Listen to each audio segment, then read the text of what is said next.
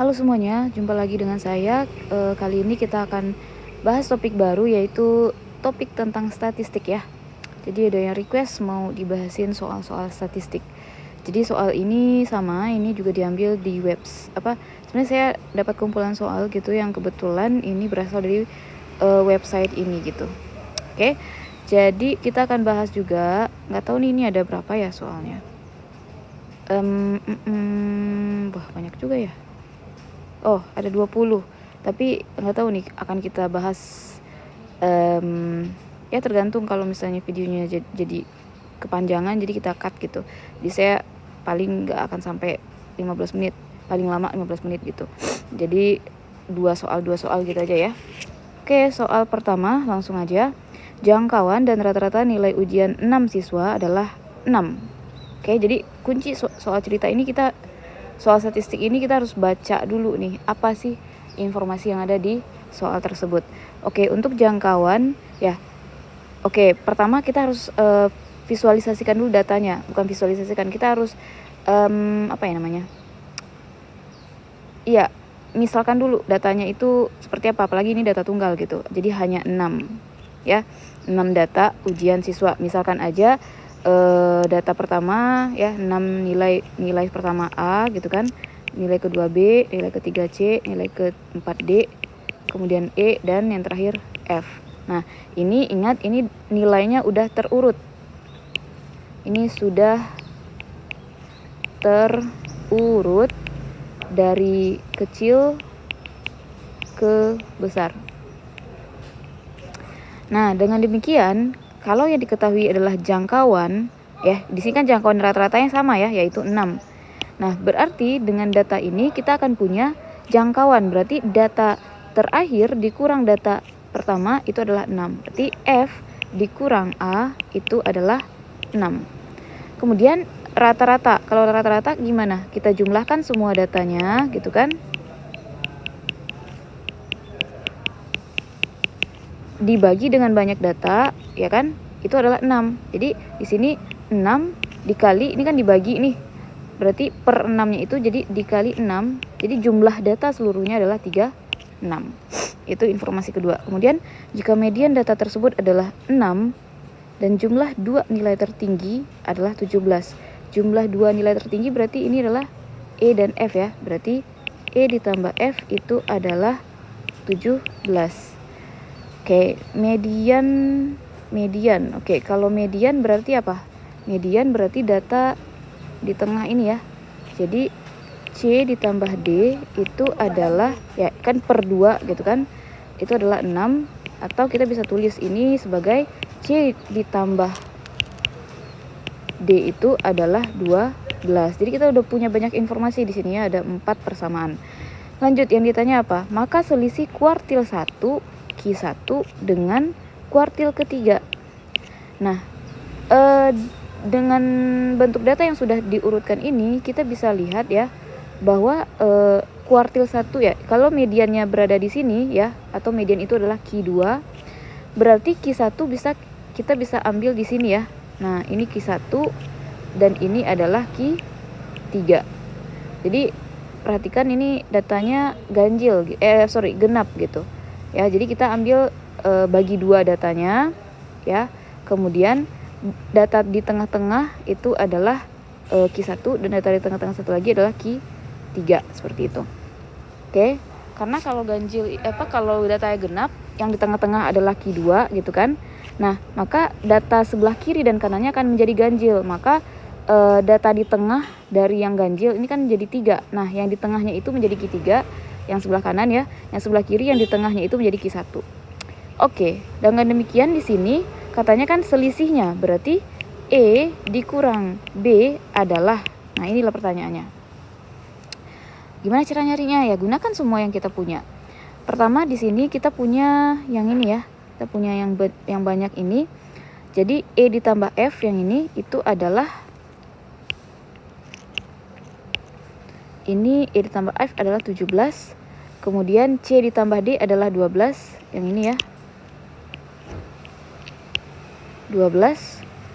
Kemudian kita dari sini bisa dapat A tambah B gitu kan ya. Berarti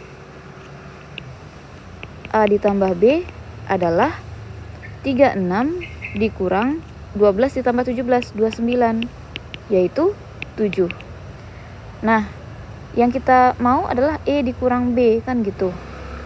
Ya, berarti E dan B itu ada di mana? Ada di kelompok data yang ini ya. E di sini, B itu di sini. Jadi kita tinggal kurangkan aja yang dia mau. Di sini kan E yang dikurang B. Berarti di sini kelompok E tambah F saya kurangkan dengan A ditambah B. Jadi saya akan punya di sini E ditambah F, di bawahnya adalah A ditambah B. Atau kita bisa pakai cara ke samping juga. Kelompok data ini kita kurangkan gitu ya, A ditambah B. Nah, E ditambah F apa tadi? 17 dikurang A ditambah B 7, berarti 10. Nah, ini kita jabarkan. Yang kita mau kan E dikurang B, berarti ini E dikurang B. Terus sisanya ini F dikurang A, 10. E dikurang B adalah 10 dikurang F dikurang A, kan gitu. Nah, ini dianggap satu kesatuan. Kalau dipindah ruas kan jadi kurang. Berarti 10 dikurang F dikurang A apa? 6. Jadi 10 kurang 6 adalah 4. Jadi jawabannya 4, yaitu D. Gitu. Oke, lanjut ya. Kita lanjutkan soal nomor 2. Nilai ujian matematika 30 siswa pada suatu kelas berupa bilangan cacah tidak lebih dari 10. Jadi di sini rentang nilainya dari 0 sampai 10 gitulah ya. Jadi enggak, dan ingat ini bilangan cacah. Jadi ya kalau kita misalkan datanya adalah XN ini bilangan cacah. Kalau nggak salah cacah gini ya. Artinya apa? Dia nggak akan pernah 9,5, nggak akan pernah 4,2. Jadi dia selalu bulat dan mulai dari 0, seperti itu ya. 0 sampai 10.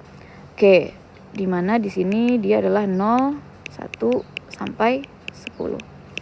Nah, rata-rata nilai mereka berarti di sini apa? X bar ya, adalah 8. Di mana dengan itu artinya jumlah nilai itu adalah 8 dikali 30, yaitu 240. Nah, rata-rata nilai mereka, dan hanya terdapat 5 siswa yang memperoleh nilai 7. Artinya dari 240 ini gitu ya, atau dari 30 siswa ini hanya 5 orang yang memperoleh nilai 7. Artinya dari 240 ini ada 35 total nilai itu berasal dari nilai 7.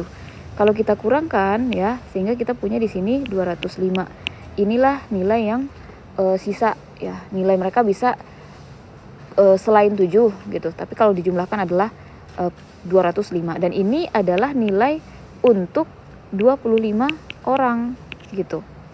Oke ya. Jika P menyatakan banyak siswa yang memperoleh nilai kurang dari 7, ingat nilainya itu dari 0 sampai 10 bilangan bulat, dan di antara itu kita tahu nih jumlah nilai 7 itu ada berapa, banyak nilai 7 itu ada berapa.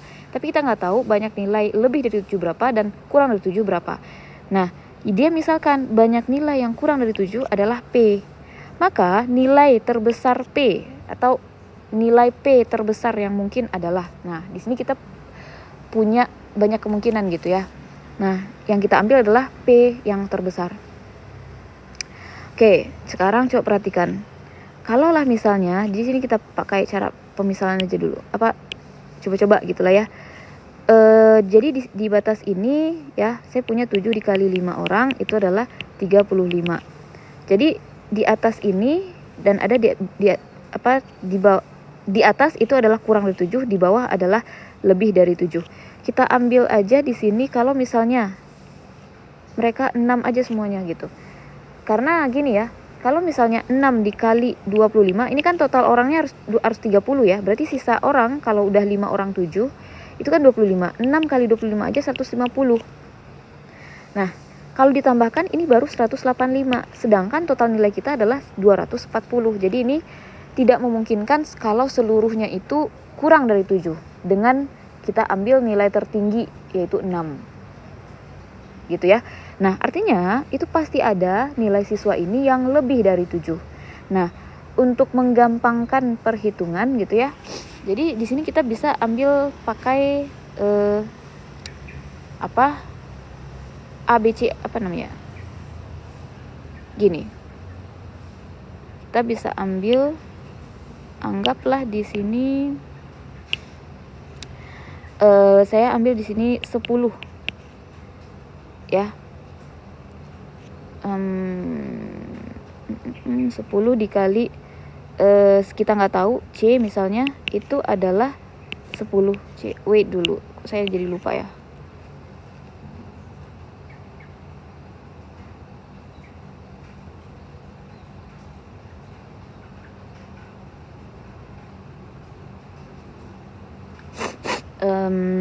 Wait, jadi di sini oke. Jadi di sini kekurangan nilainya berapa? Oh wait.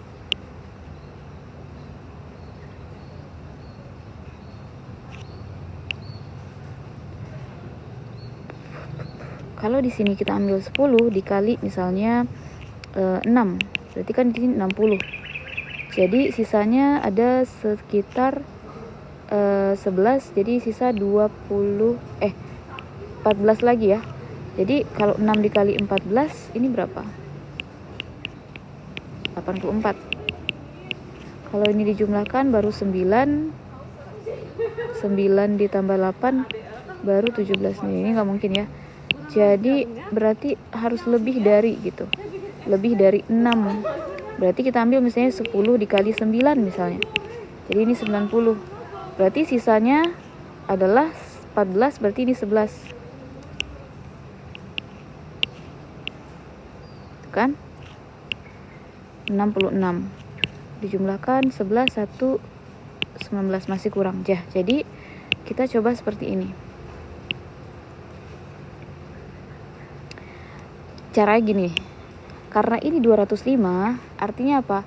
Artinya ini pasti ada perkalian 5. Jadi kita ambil 5 dikali 1 ditambah gitu kan, 6 dikali sesuatu, anggaplah A gitu kan, ditambah, nah di sini kita ambil misalnya 9 dikali atau 10 dikali sesuatu gitu. 10 dikali B sama dengan 205. Jadi 6A ditambah 10B itu adalah dikurangi, berarti 200.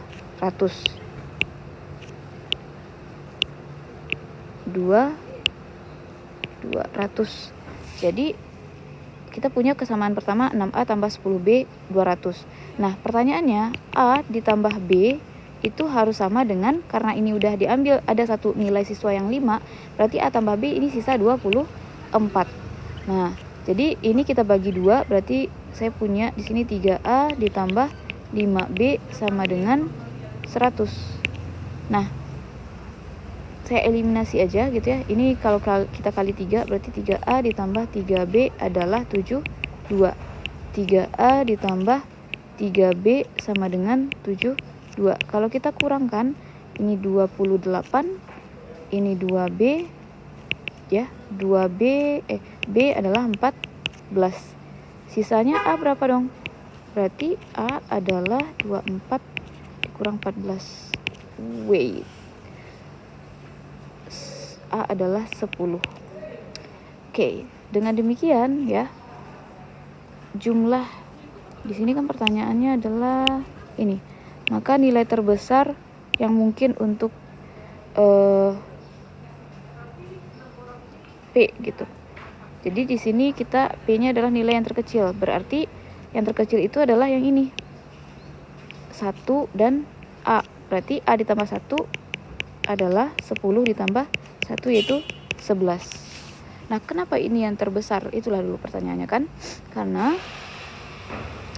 dalam case ini kita sudah misalkan tadi, kalau misalnya kita ambil yang 6 dikali sesuatu 25 aja gitu semuanya. Ini masih belum cukup. Ini masih 150 gitu.